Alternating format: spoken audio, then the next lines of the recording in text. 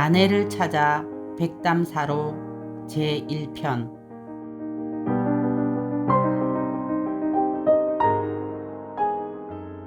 크지 않은 휴대폰 벨 소리에 놀라 눈을 떴다. 튀어오르듯 일어나 간단한 양치질과 더 간단한 세수를 하고 옷을 주워 입고 배낭을 메고 집을 나섰다. 먼저 와 계시는 도반들께는 늦어서 죄송하다는 인사를 하고 허겁지겁 차에 올라탔다.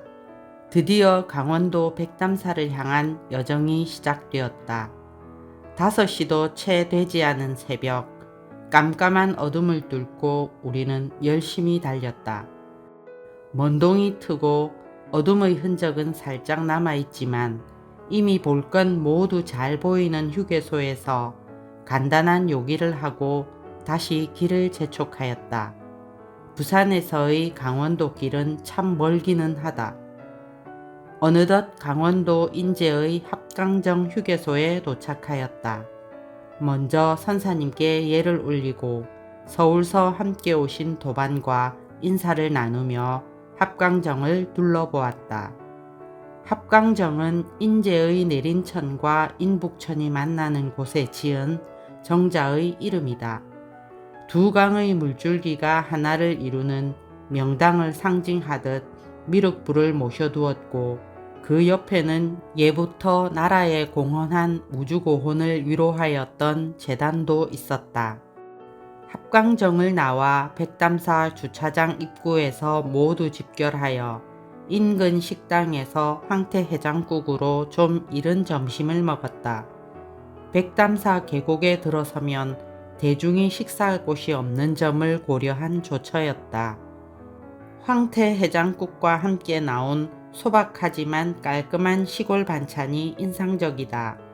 음식에 이것저것 과한 양념이나 맛내기 첨가가 없이 그냥 된장이나 간장에 묻힌 나물과 식용유 아주 살짝 두르고 볶은 묵은지에서 고수의 손맛이 느껴졌다.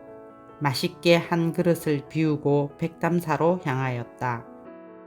백담사는 내설악 깊은 계곡에 위치하고 있지만 마을에서 운영하는 셔틀버스가 있어 드나들미 수월하다. 5분에 한 대씩 출발하는 버스는 빈 좌석이 없었지만 비수기와 평일에는 한산하다고 안내하는 마을 주민이 일러주었다. 셔틀버스에서 내리니 백담사 입구 다리가 나타났다. 백담사 현판이 보이는 수심교에서 기념사진을 찍고 다리 아래 계곡에는 수많은 크고 작은 돌탑이 장관이었다.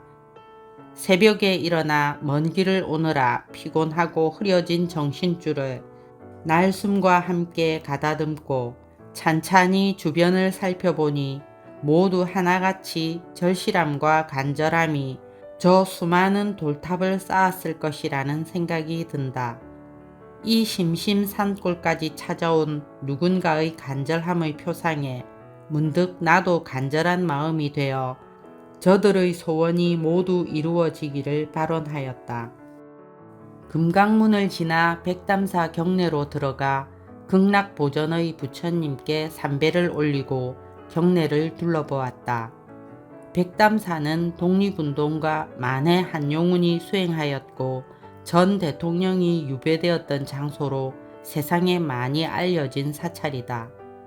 백담사는 봉정암을 오르는 초입에 있어 찾는 사람이 많은데 날씨조차 좋은 가을이라 그런가 오늘은 산행 차림을 한 사람들과 함께 방문객이 많다. 그러고 보니 여기는 설악산이다. 경내에는 늦가을의 정취가 가득하다. 넓고 정돈된 경내를 둘러보면서 돌에 새겨놓은 여러 시비를 해독하고 백담사를 벗어났다. 우리는 계곡의 수많은 돌탑이 보이는 작은 다리에 주르륵 걸터앉았다. 이때 우곡선사님이 어느 보살님에게 질문하셨다. 저 몽돌 무더기가 무엇으로 보이나? 탑으로 보입니다. 그러자 선사님은 마음으로 보인다고 하면 감당이 안 될 것 같아서제. 네, 저기 저 돌이 저절로 탑이 된 건 아니잖나. 그 작용이 뭘까? 마음이겠지요. 그렇지. 삼라만상이 마음 안에 있듯 마음이 저 돌탑으로 작용을 한 거다. 선사님께서 이어 말씀하셨습니다. 제가 이렇게 들었습니다. 저 돌탑은 마음으로 이루어졌다고 봐야 한다. 크기, 높이, 모양 등으로 보면 스스로 대상을 짓는 거다. 갸륵한 마음씨가 저 돌탑을 쌓은 것이라고 볼 수 있어야 한다. 마음으로 보면 전체를 보는 거다. 이것이 성현의 마음이다.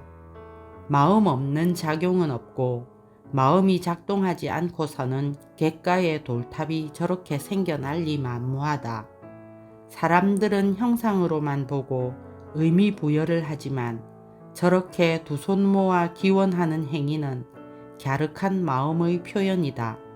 탑은 허물고 새로 쌓을 수 있지만 그 마음은 고유한 것이기 때문에 존중해야 한다. 저 작은 돌탑들을 쌓으면서 얼마나 많은 기원을 했겠나.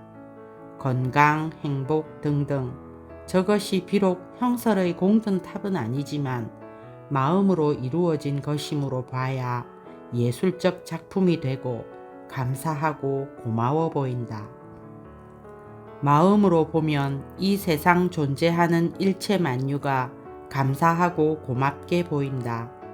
그런 마음을 일컬어 대자대비심이라고 한다.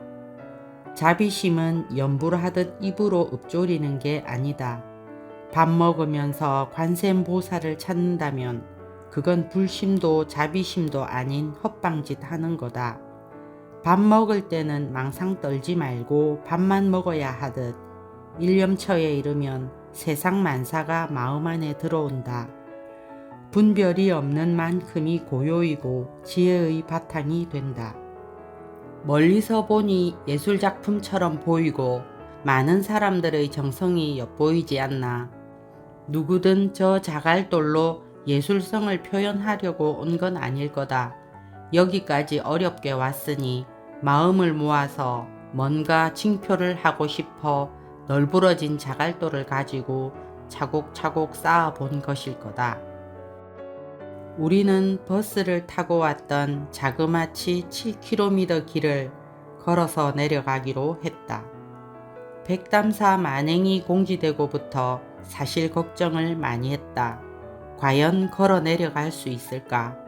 물론 거기서 몸 상태를 보고 버스를 타고 가도 되겠지만 도반들과 같이 움직여야 만행의 의미가 있다 싶어서 나름 동백섬을 걸으며 열심히 연습을 했다. 포행길이 차도와 나란히 있어 그렇게 험하지 않고 간간히 데크도 깔려 있었다. 준비한 스틱을 꺼내 길이를 맞추고 천천히 걸으며 아름다운 백담 계곡에 스며들어 보자고 마음을 다잡았다.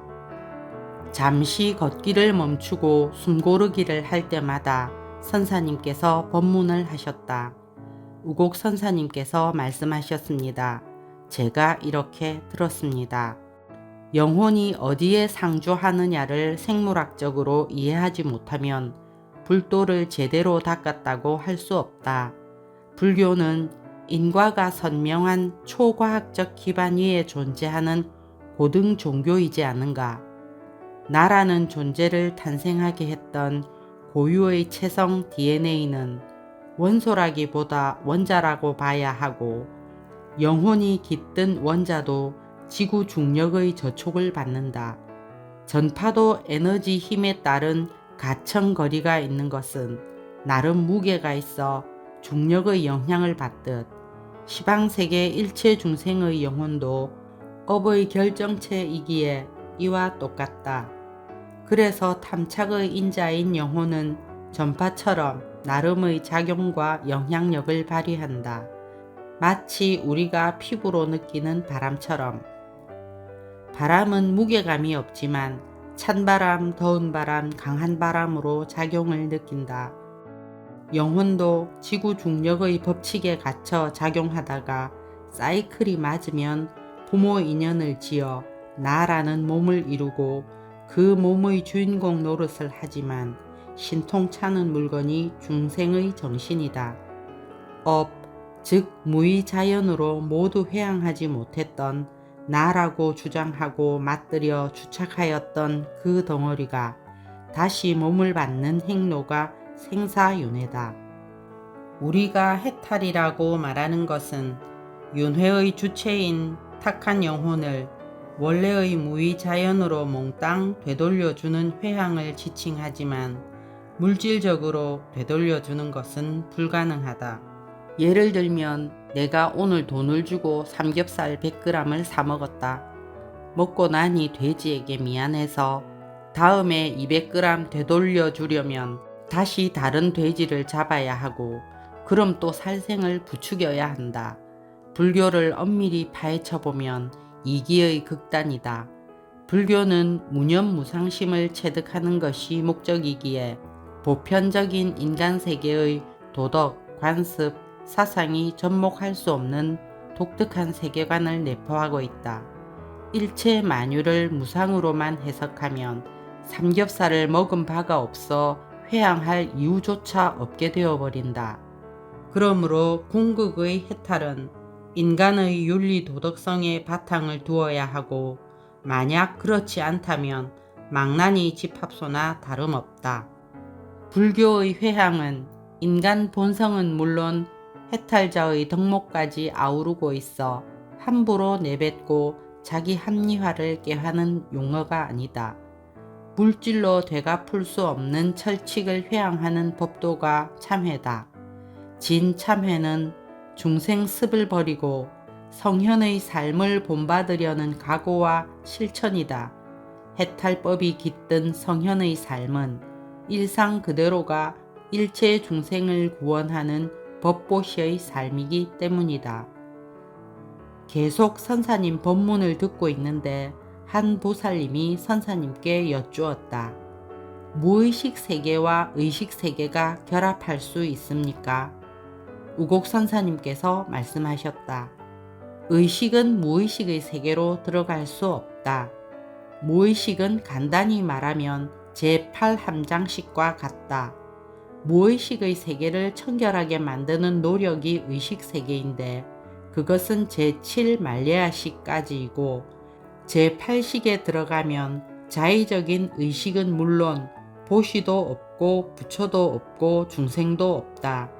아뢰아식인 제8함장식은 저승인 무의법계에서만 작동하는 이승 삶의 결과물인 업장덩이로서 인간의 관념이 접근할 수 없는 완전히 다른 차원이다. 무의법계에서 작동하게 될 업장을 지금 어떻게 잘 만드느냐가 인간사의 가장 큰 관건인데 무명 중생은 이 도리를 알 턱이 없다. 가령 제10 보살경지까지 도달되었다고 보면 그의 영혼은 훨씬 맑고 순수해서 다음 세상에는 좋은 국토, 좋은 부모, 좋은 스승 만나는 복전이 될 것이다. 이어서 옆에 계시던 한 거사님이 선사님께 여쭈었다. 전에 선사님께서 선정을 통해서 깨달음을 얻는다고 하셨는데 그건 보시와는 관계없는 것 아닙니까? 우곡 선사님께서 말씀하셨다. 선정은 보시를 초월한 것이지요. 보시라는 공덕이 쌓여야 선정에 들어갈 수 있는 겁니다. 선정이 잘 익은 것이 곧 삼매지요. 삼매는 고요와 맑음이 깨어지지 않는 마음입니다. 삼라만상 유무의 이치를 터득한 고요하고 밝은 그 마음이 죽을 때까지 숨이 딱 떨어질 때까지 유지되어야 합니다. 이 경지를 유여열반이라 하지요. 그런데 삼매가 깊고 단단하지 않으면 육신이 늙고 병들어 마음에 두려움이 생기면 한순간에 중생으로 되돌아가요. 그러면 돌을 아무리 닦아도 헛방입니다. 생사이치를 터득하여 반드시 죽고 사라질 육신에서 벗어나는 것도 삼매입니다. 지금 우리가 이렇게 만행을 하는 것도 내가 지은 중생업장을 소멸하려는 애잔한 노력이지요. 선가에서 다시 태어나지 않기를 서원한다고 하는 것은 태어난 목숨은 반드시 생사고락을 겪어야 하니 다시 태어나지 않기를 바란다는 게지요. 그러려면 삼라만상이치를 깨달아야 하는데 신법이 아니면 그 무엇으로도 불가합니다. 무심인연이 아니면 아무리 닦아도 이 구멍에서 나와 저 구멍으로 들어가는 것일 뿐 오고 감이 자제한 심해탈은 불가능해요. 백담사 계곡을 내려오면서 노상 법문을 듣는 동안 셔틀버스가 수도 없이 지나가고 많은 사람들이 우리를 스쳐갔지만 가을 낙엽을 밟고 서서 법문을 듣는 도반들의 진지한 눈빛에 나는 감복하고 있었다. 법문을 시작한 지 한참이 지났지만 선사님은 계속 말씀을 이어가셨다. 2편에 계속됩니다.